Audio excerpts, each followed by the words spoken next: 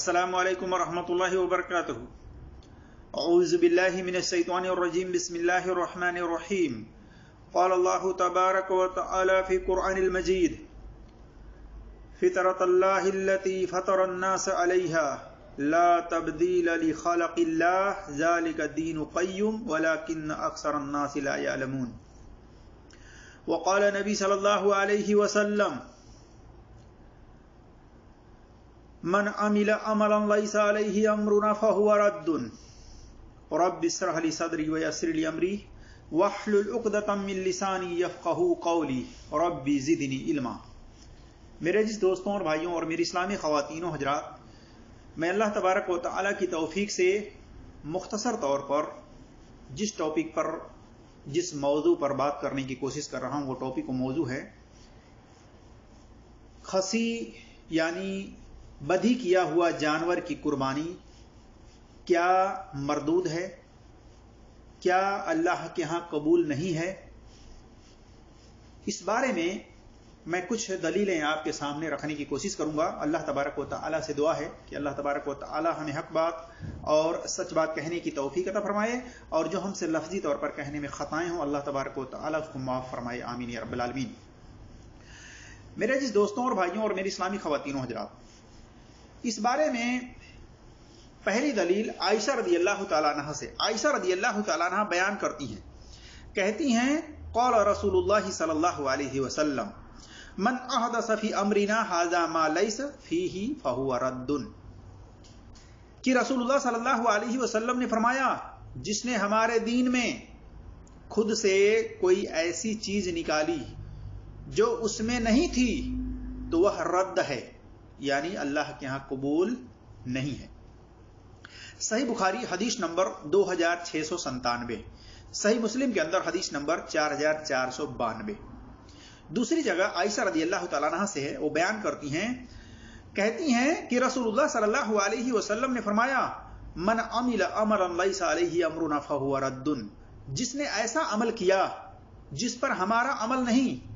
तो वह अमल रद्द है, यानी अल्लाह के यहाँ कबूल नहीं है। देखिए सही मुस्लिम में हदीस नंबर 1718 और 4493 वगैरह पर। इसी तरह से मेरे जिस दोस्तों और भाइयों और मेरी इस्लामी ख़वातीनों हजरात, हर मुसलमान को चाहे वो औरत हो चाहे वो मर्द हो, अमल की कबूलियत की दो शर्तों के बारे में नॉलेज रखना, मालूमात रखना, जानना बेहद जरूरी है। पहली शर्त अमल के कबूलियत की यह है कि वह अमल अल्लाह तबारक व तआला की रिजा के लिए, अल्लाह तबारक व तआला से अजर व सवाब पाने के लिए हो। और दूसरा अमल के कबूलियत की शर्त यह है कि वह अमल रसूलुल्लाह सल्लल्लाहु अलैहि वसल्लम के तरीके के मुताबिक हो। ये दो चीजें अगर पाई गई उस अमल में, उस अमल के एतबार से, तो फिर वो अमल अल्लाह के यहां कबूल की जाएगी। अगर ये तो दो चीजें नहीं पाई गई तो वो अमल रद्द कहलाएगा, वो अल्लाह तबारक व तआला के यहां कबूल नहीं होगा। इन हदीसों से यही मालूम हुआ कि कोई भी अमल हो, अगर रसूलुल्लाह सल्लल्लाहु अलैहि वसल्लम ने उस अमल को करने का हुक्म नहीं दिया है, उस अमल को नहीं किया है, अगर कोई उनका मानने वाला करता है तो वो रद्द होगा, वो अल्लाह के यहां कबूल नहीं होगा। इसी तरह से उन रद्द अमलों में से एक अमल बधी जानवर, खसी जानवर का पूरा निकाला हुआ जानवर की कुर्बानी करने का है। आज अक्सर अपने मुल्कों और इलाकों में लोग अपने अपने मौलवियों की अंधी तकलीद में, उनके अंधे भक्त बनकर उनके फतवे पर कि बधी किया हुआ बकरा की कुर्बानी करना जायज है, कोई हर्ज नहीं, कर सकते हैं, कहते हैं कर सकते हैं। और लोग इस तरह के फतवे पर अमल कर रहे हैं।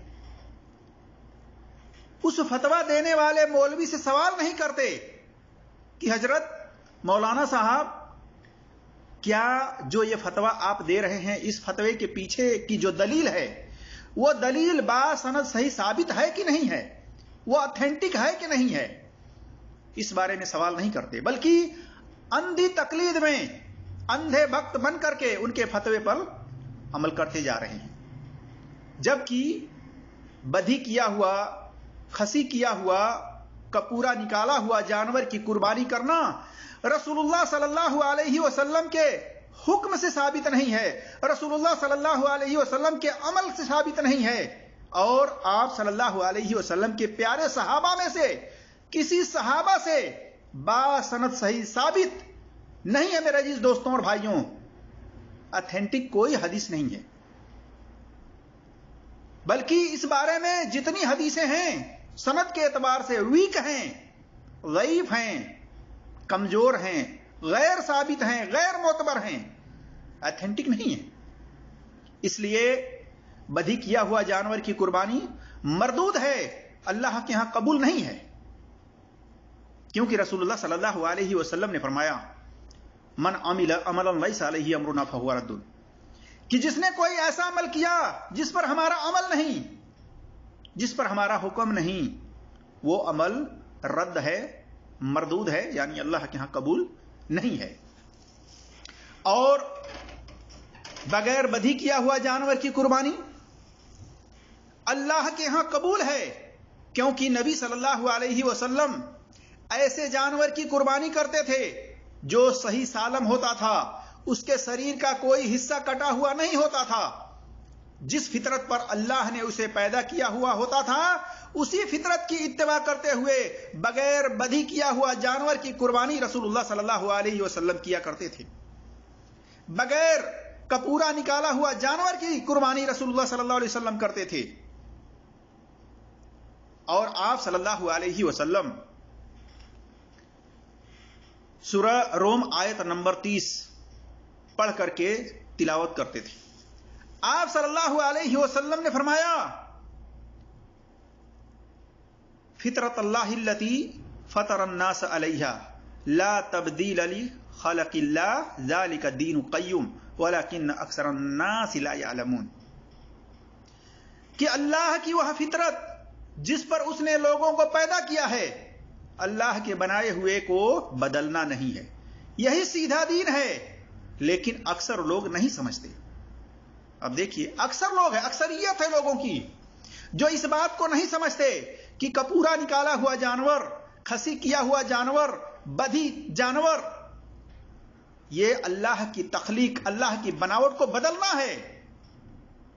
اکثر لوگ نہیں سمجھتے، دھڑلے کے ساتھ ایک تو جانور کو خسی کر رہے ہیں،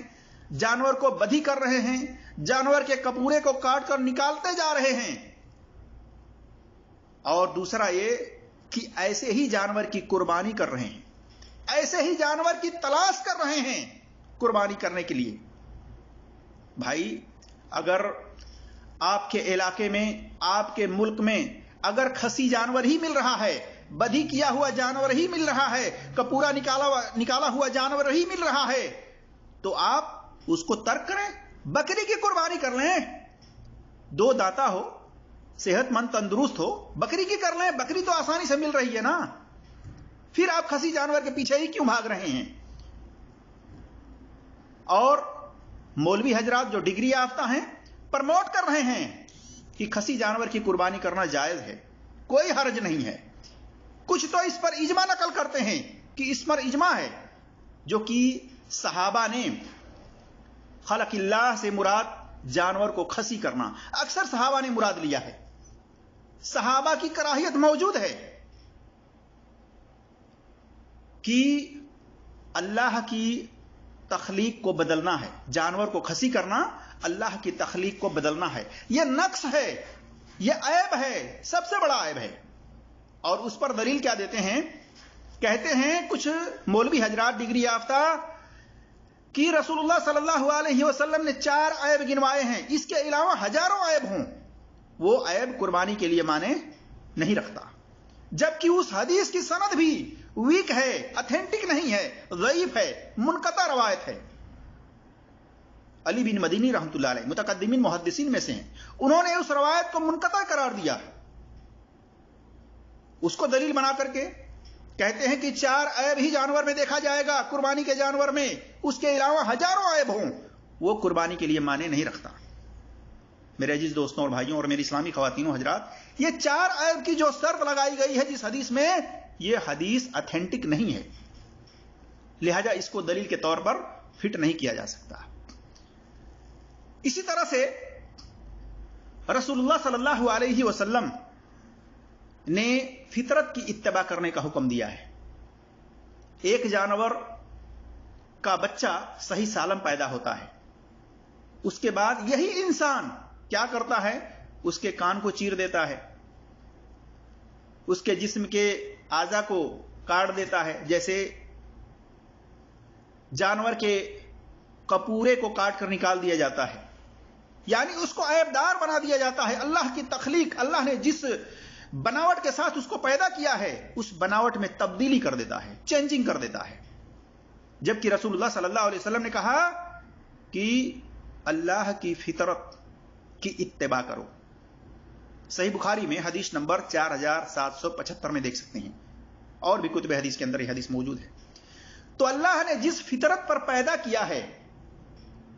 چاہے وہ انسان کا بچہ ہو، انسان کا بچہ تو اسلام کی فطرت پر، دین اسلام پر پیدا ہوتا ہے، یہ اس کی فطرت ہے، لیکن اس کے ماں باپ اسے یہودی، نصرانی، مجوسی بنا دیتے ہیں۔ اسی طرح سے جانور کا بچہ صحیح سالم فطرت کے مطابق پیدا ہوتا ہے، لیکن یہ برے انسان اس کے کان کو چیر کر کے، اس کے کپورے کو کاٹ کر نکال کر کے اس کی فطرت کو تبدیل کر دیتے ہیں، چینج کر دیتے ہیں، اللہ کی بناوٹ کو بگاڑ دیتے ہیں۔ آپ صلی اللہ علیہ وسلم نے فطرت کی اتباع کرنے کا حکم دیا ہے، لہذا چاہیے کہ جانور کی اگر قربانی کرنی ہے خصی، تو غیر خصی جانور کی قربانی کریں، بدھی کیا ہوا جانور کی قربانی نہ کریں۔ عبداللہ بن عمر رضی اللہ تعالیٰ عنہ، جو کہ سنت پر زیادہ عمل کرنے والے صحابی ہیں، عبداللہ بن عمر رضی اللہ تعالیٰ عنہ اپنے شاگرد امام نافع کو کہتے تھے کہ جاؤ مدینہ کے بازار سے غیر خصی یعنی بغیر بدھی کیا ہوا جانور لے کر آؤ قربانی کرنے کے لیے۔ صحیح سند کے ساتھ یہ حدیث موجود ہے، لیکن کس صحابہ میں سے کسی ایک صحابہ سے یہ بات ثابت نہیں ہے صحیح سند سے کہ وہ خسی کیا ہوا جانور، کپورا نکالا ہوا جانور، بدھی کیا ہوا جانور کی قربانی کرتے تھے۔ چیلنج ہے دنیا کے تمام ڈگری یافتہ مولویوں کو کہ کوئی ایک اتھینٹک حدیث صحیح سند کے ساتھ پیش کر دیں کہ کسی صحابہ نے بدھی کیا ہوا جانور کی قربانی کی ہو۔ میرے عزیز دوستوں اور بھائیوں، اس لیے اپنی قربانی کو ضائع اور برباد نہ کریں، اور فطرت کے مطابق جو جانور پیدا شدہ ہیں صحیح سالم، نہ اس کا کان چیرا ہوا ہو، نہ اس کا کپورا نکالا ہوا ہو، یعنی نہ بدھی کیا ہوا ہو، اس جانور کی قربانی کریں۔ اگر نہیں مل رہا ہو آپ کے علاقے میں، آپ بکری کی قربانی کریں، بکری تلاشیں، 2 دانتا ہو، صحت مند اور تندرست ہو۔ اللہ تبارک و تعالی ہم سب کو صحیح اسلام کو سمجھنے کی اور خالص اللہ سے اجر و ثواب پانے کی نیت سے اور طریقہ رسول اللہ صلی اللہ علیہ وسلم کے مطابق نیک عمل کرنے کی توفیق عطا فرمائے۔ آمین یا رب العالمین۔ السلام علیکم ورحمۃ اللہ وبرکاتہ۔